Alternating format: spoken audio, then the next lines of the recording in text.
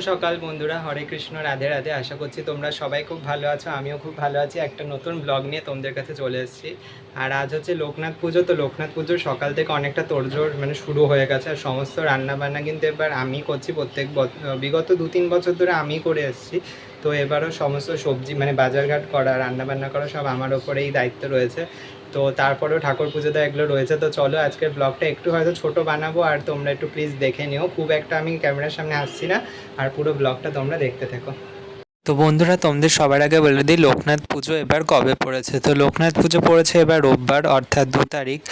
আর সব থেকে শুভ সময় সেটা হচ্ছে গিয়ে ভোর 6টা 40 মিনিট থেকে পরের দিন সকাল 9টা 25 মিনিট পর্যন্ত। আর লোকনাথ বাবাকে অনেকেই কিন্তু স্বয়ং মহাদেবের অবতার বলে মনে করেন। বহু মানুষ তাকে ভক্তি ভরে পুজো করেন। তার আরাধনা করলে সব বিপদ থেকে রক্ষা পাওয়া যায় বলে তার ভক্তদের মনের বিশ্বাস। আর লোকনাথ বাবার একটি মহাবাক্যবাণী, যেটা হয়তো তোমরা সকলেই জানো, যে রণে বনে জলে জঙ্গলে যখনই বিপদে পড়িবে আমাকে স্মরণ করিও, আমি রক্ষা করিব। লোকনাথ বাবার এই মন্ত্র পশ্চিমবঙ্গের ঘরে ঘরে পরিচিত। নিজের ভক্তের উদ্দেশ্যে এই কথা বলেছিলেন স্বয়ং লোকনাথ ব্রহ্মচারী বা বাবা লোকনাথ। আজও তার এই বিশ্বাসবাণী মনে প্রাণে বিশ্বাস করে তার অগণিত ভক্ত। সরল সাদাসিধে জীবনযাপন করতেন লোকনাথ বাবা।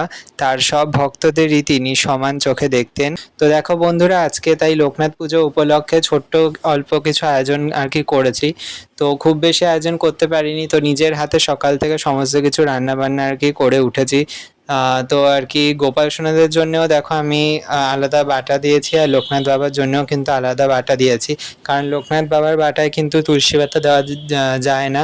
তো সেই কারণে আর কি ফুল বেলপাতা দিয়েছি, আর আমার গোপালদের বাটার মধ্যে তুলসী পাতা দিয়েছি।